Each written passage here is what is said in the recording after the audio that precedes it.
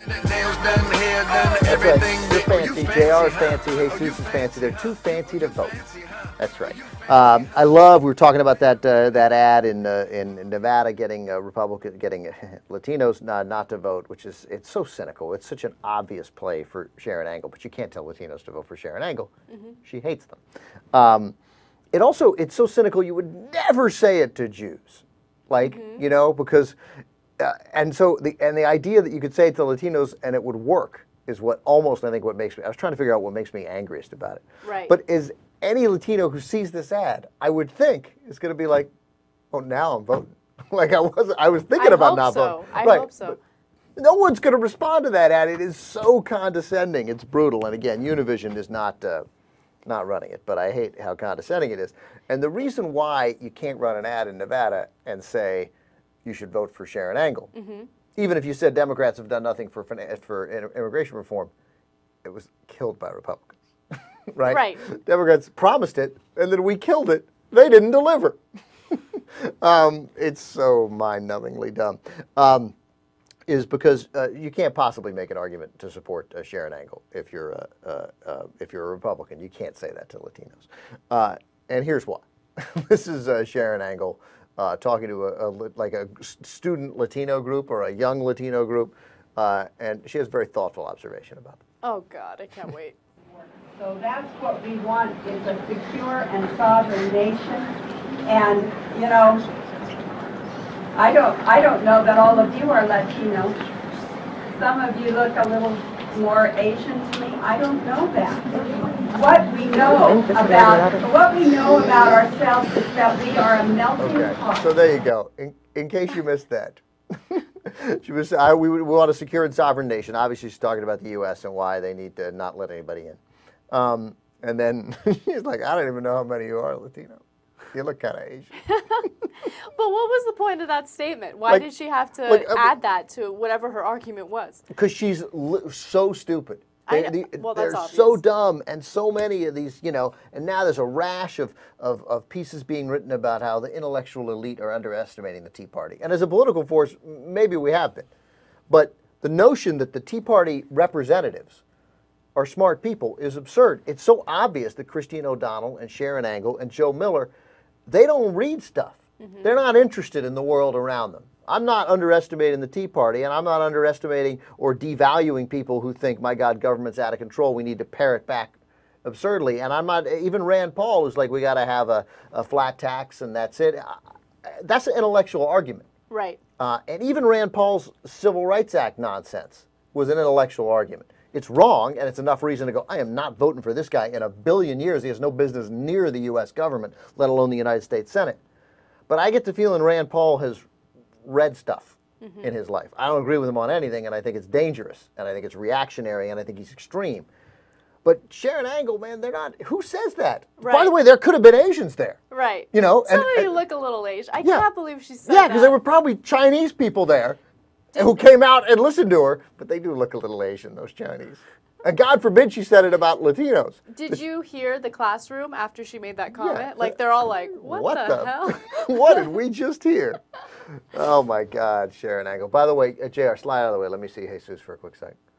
Now, turn toward the camera, Jesus. He looks a little Asian. I don't think he looks Asian. I think he... No, take your glasses off. Just take the glasses off. There we go.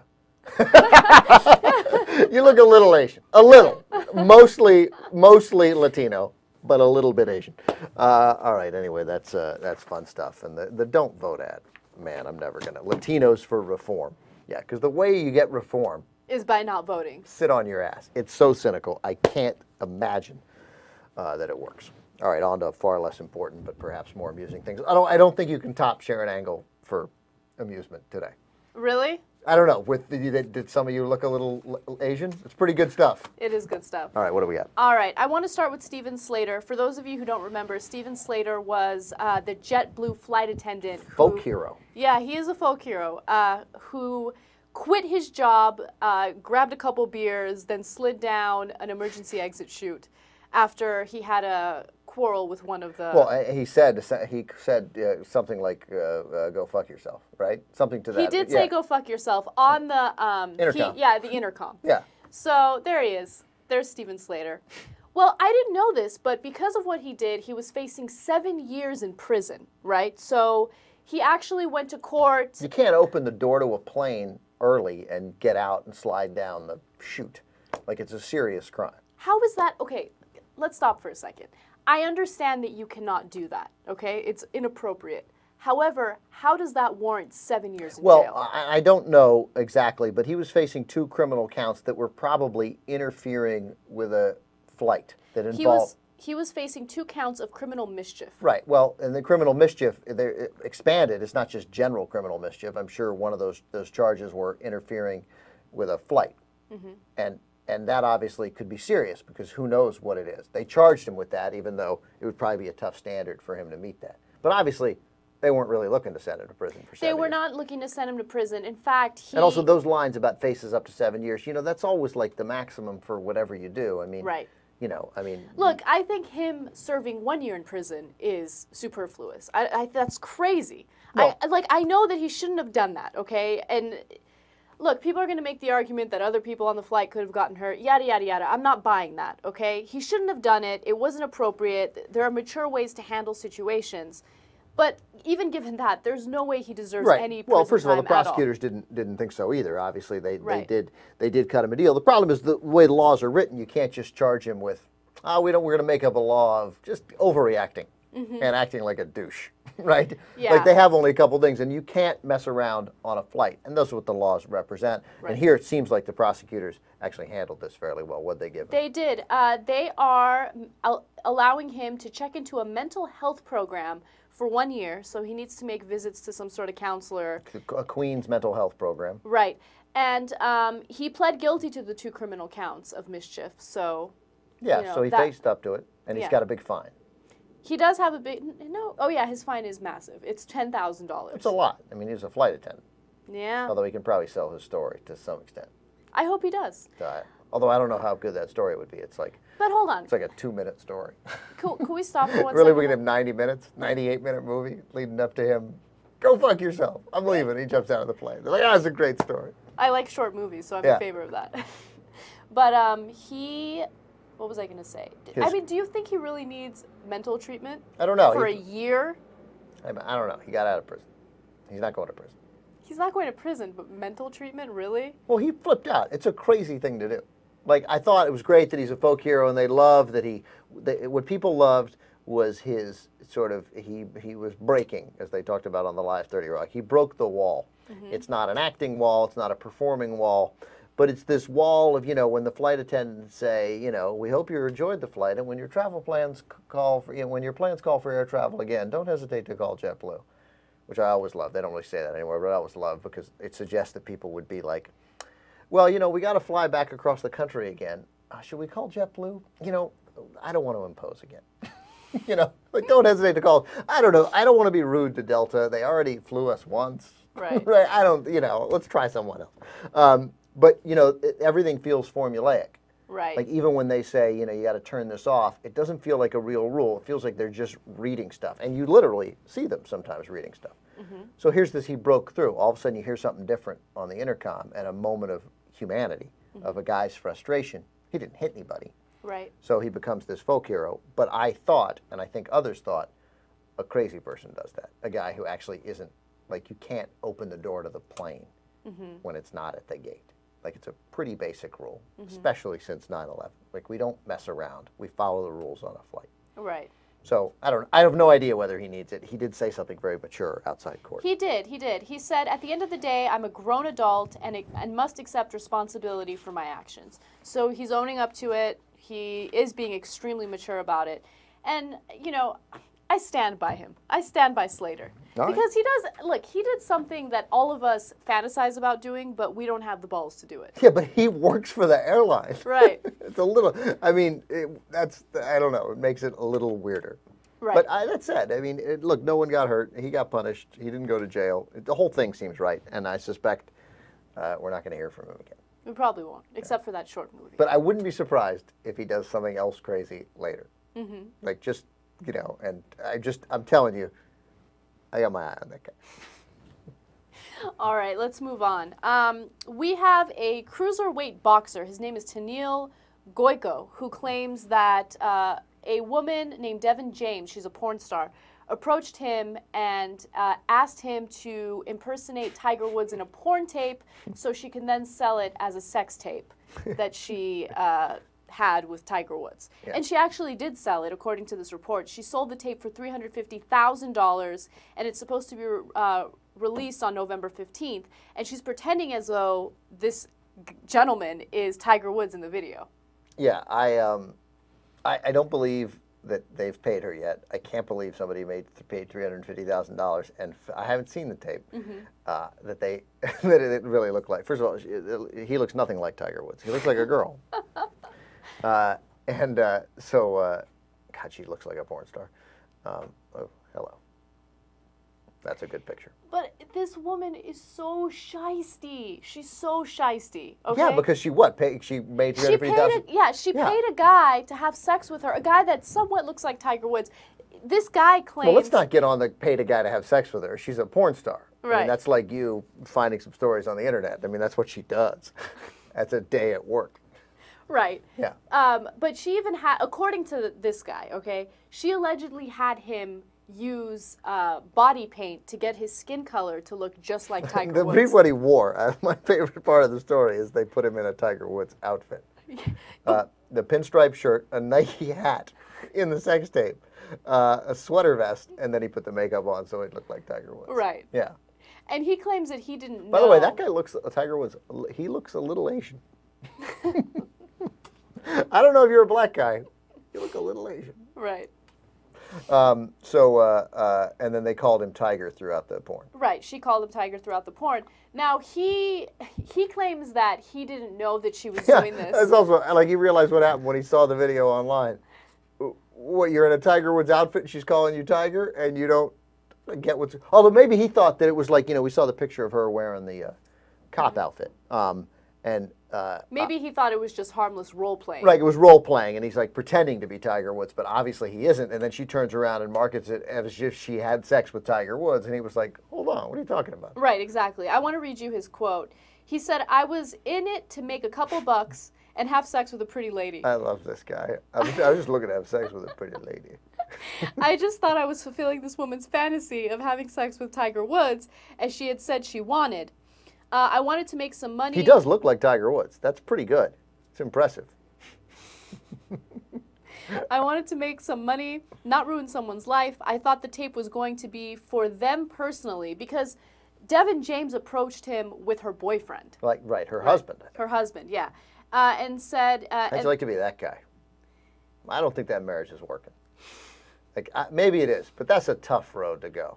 To be married to that girl and have her pay guys to dress up like Tiger and have sex with her. Right. Like, I mean, what are you going to do? How good is it going to be with that woman when she's 52? Yeah, well, he's got his eye on that $350,000. Yeah, get half of that money. How could, and the company that paid for it, I'm pretty sure they're going to want their money back. Although maybe this publicity does them better. I don't know. Mm-hmm. Yeah, so I now believe Mr. Goico. Oh, and me in too. a sense, you got to admire him for being like, I'm not Tiger Woods. Yeah. I was just wearing a hat. Okay? Yeah. I was just wearing a red sweater vest. All right? I thought I was just fulfilling her fantasy, and I thought I was just getting paid to have sex with a pretty lady. With a pretty lady. Hello, pretty lady. My mother's ex-boyfriend would talk like that. Like after my parents got divorced, she went out with this man of questionable integrity, in Florida, and he would talk like that. Your mother is such a pretty lady.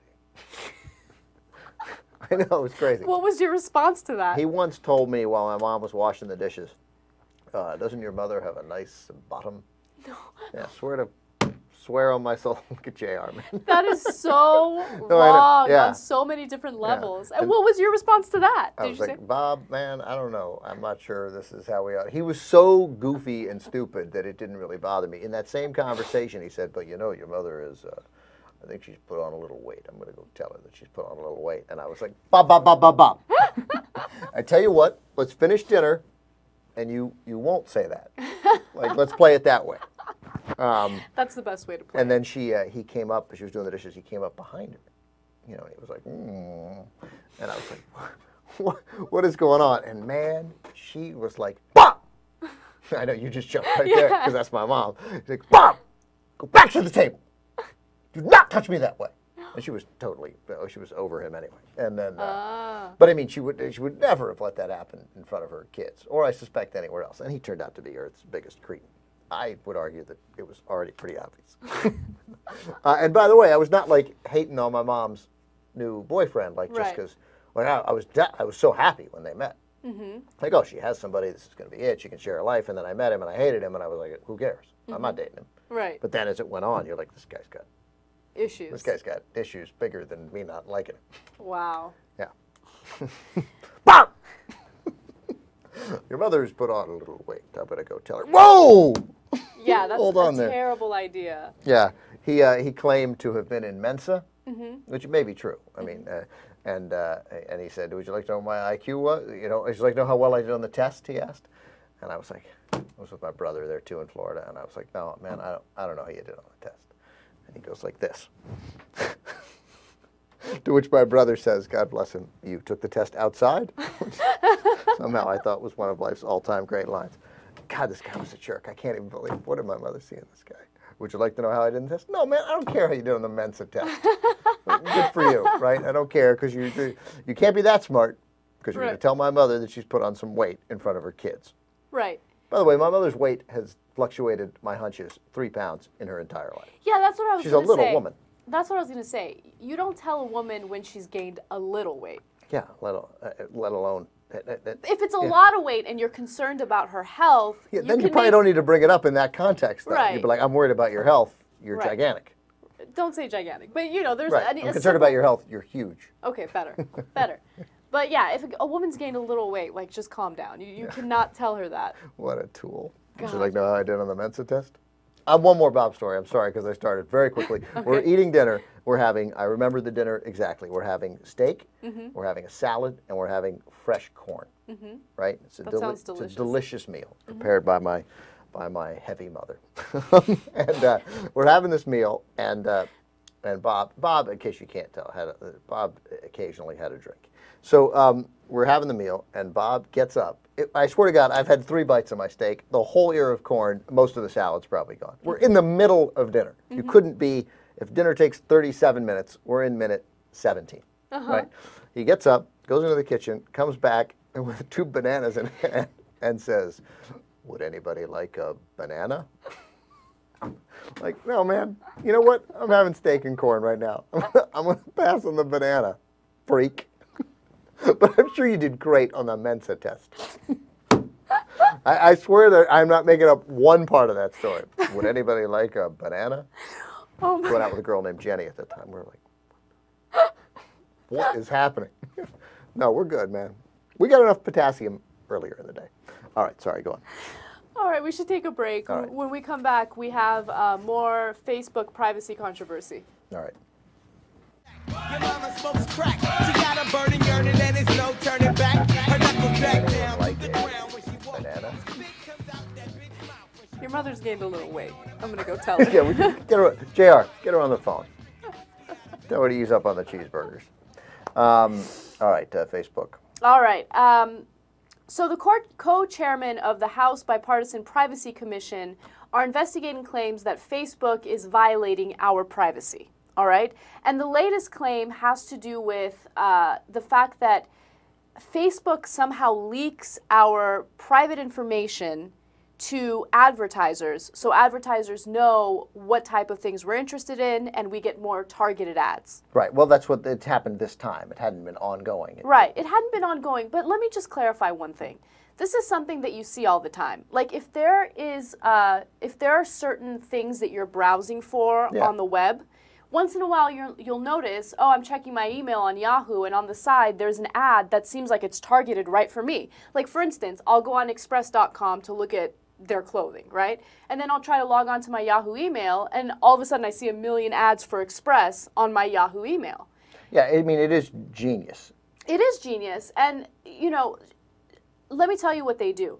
So Facebook applications are transmitting users' personal identifying information to dozens of advertising and internet tracking companies. And as I said, this is information that lets them know, what type of things you're looking at, what type of things you're liking on Facebook. So for instance, let's say you like bananas. Dole would advertise bananas while you're on Facebook. A lot of people buy bananas online.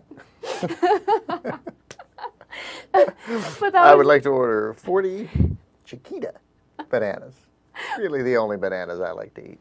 Right, so you'll go on Facebook and you'll see all of a sudden there are advertisements all over the place for Chiquita or Dole or some other fruit company. So that's just to give you an example. So people are having issues with this. They think that it's invasion of privacy. Well, it is. I mean, it happens with a lot of sites. Facebook has sort of promised this sort of cloak of security. Right. And so it was a breach for Facebook, although Facebook says it's not a breach. They called it they said the word breach was curious at best. And then others have said, look, that information is already out there. That they didn't, through Facebook, get anything that wouldn't otherwise be available. That doesn't seem true. So these guys, Ed Markey from Massachusetts and Joe Barton, liar, from Texas, they sent Mark Zuckerberg a letter saying to ask for the stuff. But right. This is the I think we talked about this before. I can't handle these stories because I can't follow them. Like they already lose me. The Wall Street Journal piece said these IDs could be included in what's known as refers. That is the websites send to other sites to tell them where the user came from. Normally, these wouldn't tell the sites who the users are, but it becomes possible when the users include a personal social network ID. In one case, these IDs were embedded in a cookie. Like, it's not just that I find it boring. I'm lost. I'm just totally tuned out. Look, I read this and several other articles several times to understand what is happening here. But basically, there are applications on Facebook. There are things on Facebook that you'll like, and if you like those certain things, you'll get ads for them. It'll be referred to advertisers, and advertisers will target those ads toward you. Just don't use the word server. All right, let's move on. All right. So there's an advanced placement class, a world history class at Westfield High School, and the teachers That's Fairfax County. That's right outside of D.C. Right. And the teachers that teach that class are under fire because of a sheet that they passed out to all of their students. Now, I'm going to read you what the sheet said, and then I'll explain why some parents and some students are having issues with it. So first it says, you are only allowed to use your own knowledge, your own class notes, class handouts, your own class homework, or the Earth and its Peoples textbook to complete assignments and assessments unless specifically informed otherwise by your instructor. Okay, so why is that problematic? Why are you only allowed to use course materials for, information on whatever topic that you guys are discussing? Isn't it a good idea to do more research? Why would you want to discourage that? So people are having problems with that. The second part of the sheet says, you may not discuss, mention, chat, hand signal, smoke signal, Facebook, IM, text message, email to a complete stranger, any answers, ideas, questions, thoughts, opinions, hints, instructions. Well, that's unfortunate and a little unfair and also racist because Native Americans like to smoke signal people nowadays about their homework. Especially complete strangers. Right, exactly. So, you do a story, you have an assignment to sort of understand the causes for the Civil War, and then you might send up a smoke signal to someone you've never met before to ask them their thoughts. Or not even to ask them their thoughts, just to tell them what you've learned. Right. That's banned. Banned. Who put smoke signal in? Or hand signal? They were trying to be playful and clever. Yeah. And I see what they're trying to do. They're trying to make sure that students don't cheat. They're trying to make sure that there's no plagiarism. They're trying to make sure that students don't go to sites like Wikipedia. Right, that's what it is. It's all an effort to say don't go to Wikipedia. That's what I thought when I read this, that it's all like you can't use Wikipedia. Then just tell them don't go to Wikipedia, because if a student took this verbatim and really followed directions under this sheet, he or she would think, okay, I better not talk to my parents about what I'm learning in school. By the way, you can talk to your parents. You can only not smoke signal a complete stranger. So it can be a kind of stranger. Like you could talk to the barista at Starbucks who you've met, but you don't know their name. But they're not a complete stranger. But they're not a complete stranger. You see them every morning. Right. You could talk to them about your world history class and what you've learned. It's all the whole thing is to say don't go to Wikipedia, and you're right. Why don't they just say don't go to Wikipedia? Right. But it also would prevent you from going to like a link on a Wikipedia. If you're a responsible user of Wikipedia, you don't use anything that's not footnoted. Right. And if it is, you go to that material, and that's like an article about it. That might not be enough of an original source, but that might give you an idea of who to talk to. Maybe there's another professor quoted in that article, so maybe you call that guy. Right. That I seems agree. that seems wildly responsible. That is responsible. Look, I don't want to discourage students from going out and doing their own research on things. I think what's really important is for them to learn what is credible and not credible on the internet. And a lot of students don't know that. Sure, So, yeah, you go to Wikipedia, and I do it, and you think you've solved some issue. You can usually tell whether whether it's a real thing or not. But you could be Exactly. fooled. But anyway, I don't know why they just say don't go to Wikipedia. We'll look at the Wikipedia sites. We'll know what you took from there. right, exactly.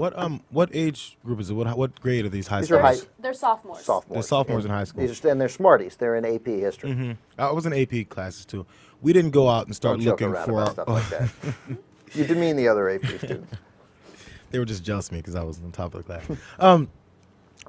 I don't care if you're an AP class, if you're an honor student. You're not going out and going to the local university and going and talking to the professor and getting his full dissertation on everything you can figure out and just no high school does that kind of research. This is all just to make sure they don't go on certain websites and get dumb information and get taught. Right, that's an okay way. And also, I think that's an okay way to learn. Like, that's an acceptable way to learn. Like, I read on Wikipedia that so-and-so's gay, or whatever. But I disagree with you. I think plenty of kids in AP history do show, at least kids I went to school with, plenty of them would have shown that initiative, and they would be desperate to impress the teacher, and they would find the name of some person, and then they would call them. Well, Not that's a lot- because not that a was, lot. that was before there was the internet. I mean, because the whole point is that these kids they're trying to have them avoid going to these non-sources that they think are real sources, Right. and then getting bad information. I mean, if they're going off, I'm sure this isn't discouraging kids from actually going out and talking to real people who have knowledge on the subject. I mean, if parents are mad about this, they're being ridiculous. Yes, I agree. No, I can understand parents being mad about it because, look, as I said before, it's important for the students to know what is and is not considered credible on the internet, okay? So they need to learn that. But what's also important is that they are not confined to what they're learning in their class by this one teacher. It's important for them to be able to seek more information and to research and, it's a world history class. So I'm sure there are topics that have several different points of view, and it's important for them to explore those points of view.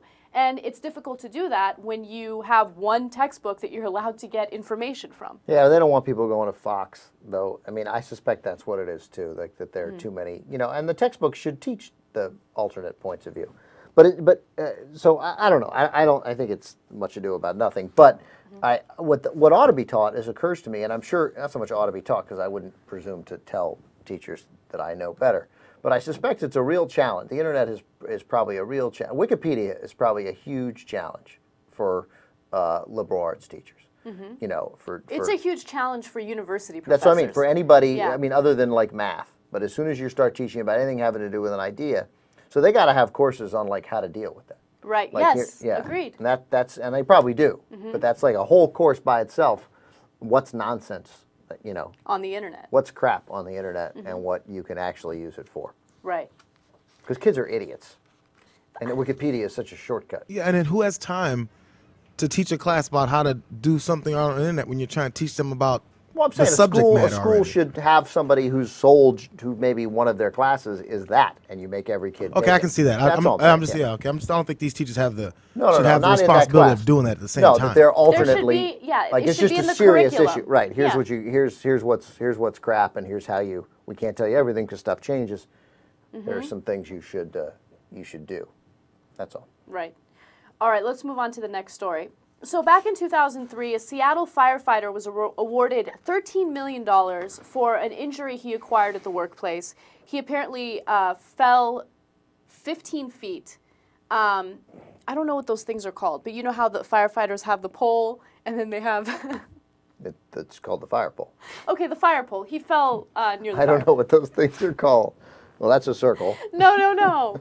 And this is the pole. He didn't fall. Okay, he didn't fall on the pole. You see what I'm saying? Never mind. I Let's just think, move on. honestly, I don't want to help you here because you can figure this out. It's so obvious. I don't know why you're He struggling. fell through the hole where the fire pole goes through. Yeah, the hole obviously has to be big enough for a person to get through. It's not the size of a pole. Yeah, I'm not arguing. Oh my that. God, there's a 5-alarm fire, but we can't use the pole. We're stuck up here. Why didn't we think to make the hole for the pole bigger?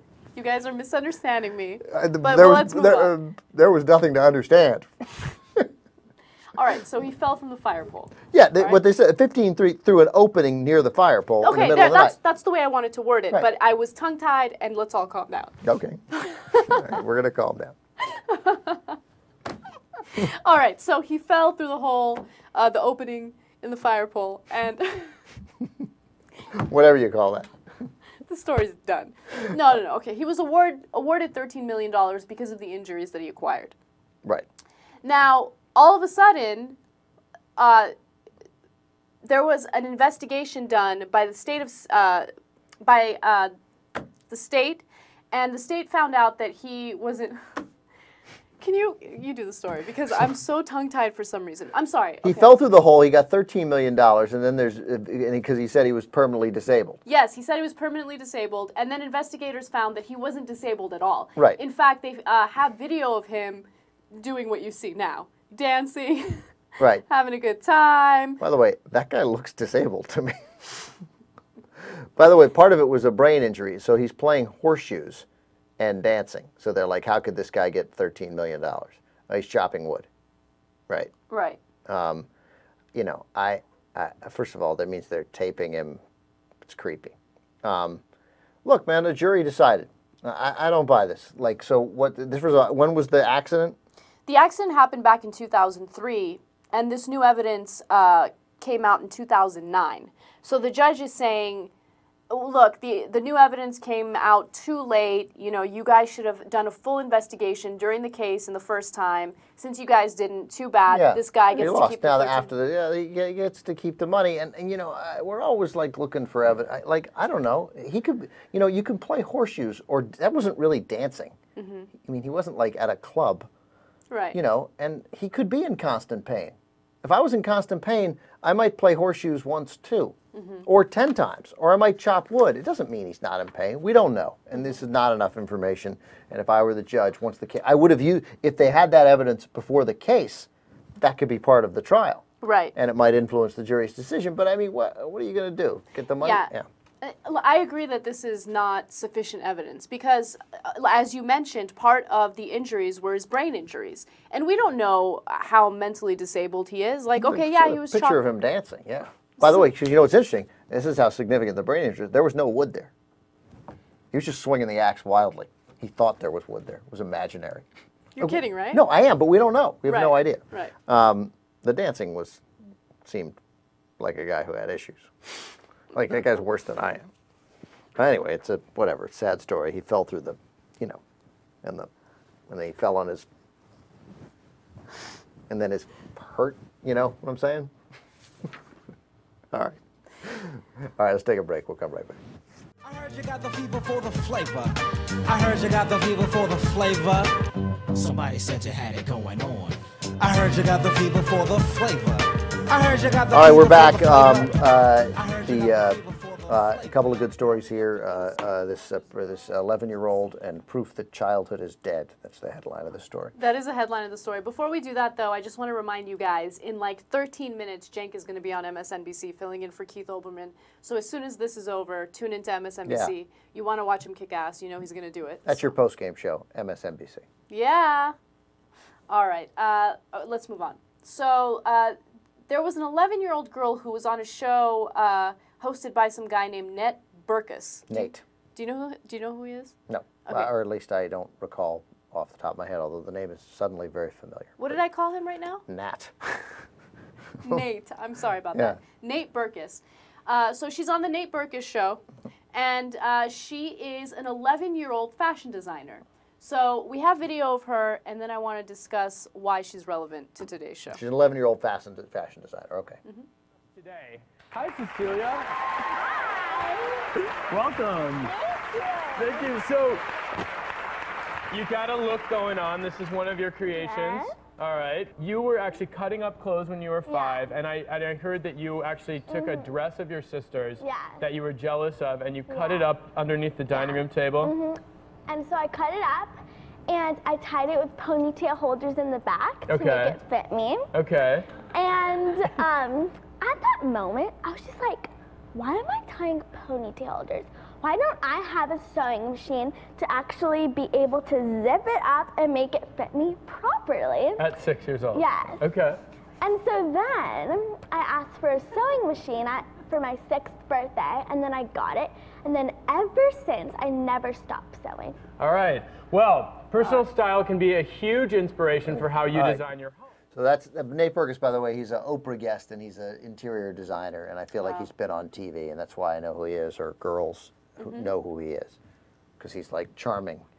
He is charming. And a good He's- fashion designer or interior designer, and he's gay. Like, so he's fun.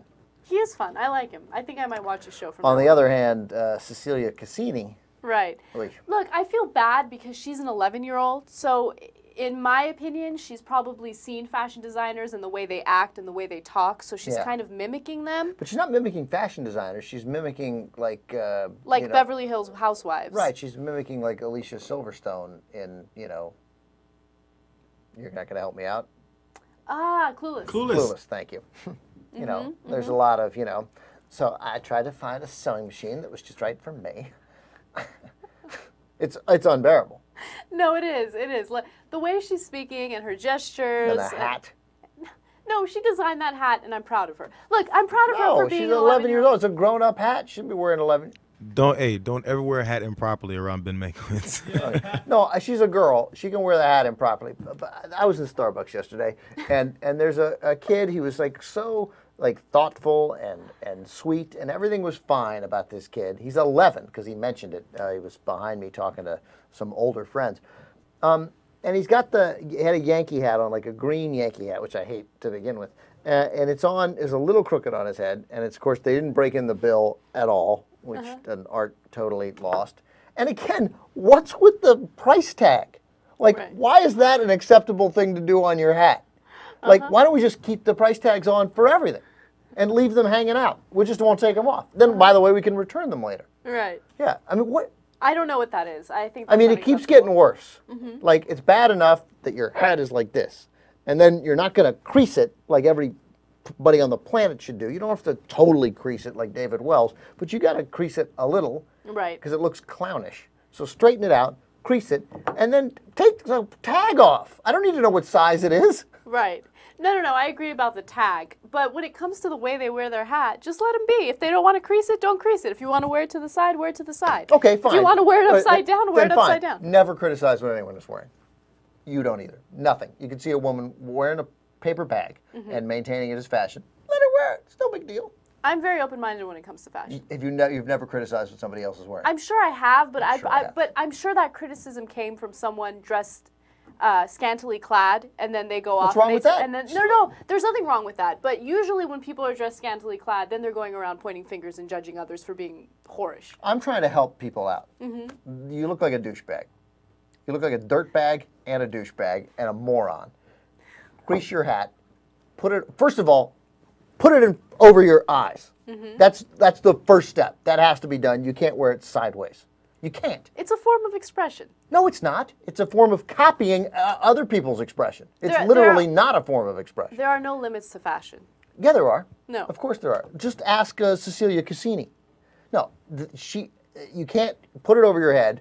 I'll leave out creasing it. Okay. But take the tag off. Yeah, and then take the after you tag take off. the tag off, crease it a little. On the Curve it tag, a little, do curve you it. see the price and everything? Is that what it is? Are these hats They expensive? leave whatever's on there.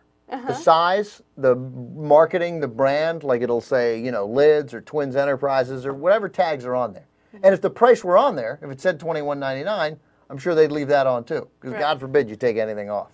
That's interesting. Yeah, it's ridiculous. Okay, let's move on from this topic. By the way, the kid wasn't 11, he was 15.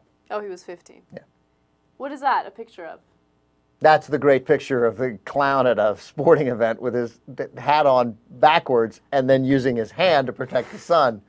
Yeah, here's a thought, idiot. See the guy next to him? That guy's doing it right. the guy there threw his arm, got his hat over to protect from the sun. That's really funny. Yeah, you should wear your hat backwards, as I've said before, only if you're catching or painting. Like I get it somehow with painters. Or you're in a band and they're actually on stage.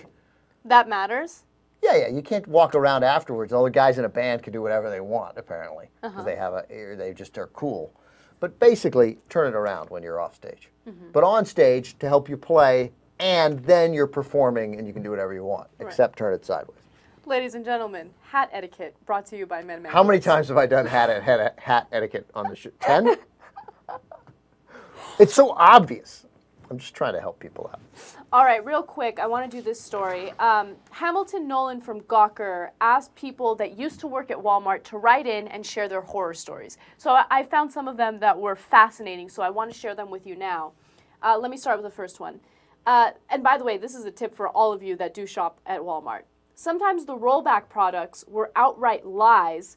Our featured aisles are often themed. Sometimes this theme was rollback, and sometimes we didn't have enough rollback products to fill the shelves. Solution? We fill with a product that we did have and print a bullshit was card. But really, who would ever know? What does was mean? So basically, when you have a price tag, there'll be two prices, right? The one that says was. So let's say, like your blazer, it was $10. But I'm just kidding. Walmart is selling it for $5. Was $699, now $649. I hit a nerve. No, this is. That's a Dolce & Gabbana jacket? Yeah, it's a serious jacket. I know. I didn't pay for it. It was an old Turner jacket. I take it back. That's a great jacket. Thank you. You touch it. It like moves. It moves with your. Like it's just. It moves with you. It's so nice. Okay. I got to read this feces one.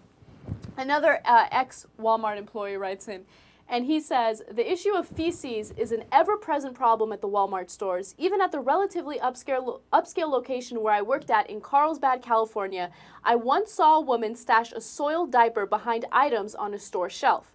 With several trash cans nearby, I could never figure out why she did it. The cheap thrill of knowing that there was an employee whose life was probably worse than hers, that would have to clean up after her child.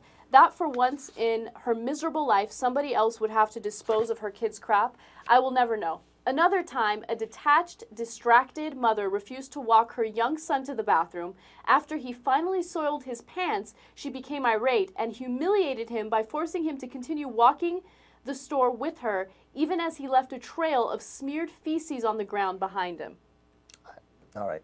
Well, first of all, I don't know that this is an ever-present problem. Like, these are two isolated incidents. Strike me, they could happen at a Kmart or a Dolce & Gabbana store. Right. I mean, you know, she put the 12 diapers there. I thought that this initially meant that there was some, like, you know, like a plumbing problem at Walmart's, and they just didn't care.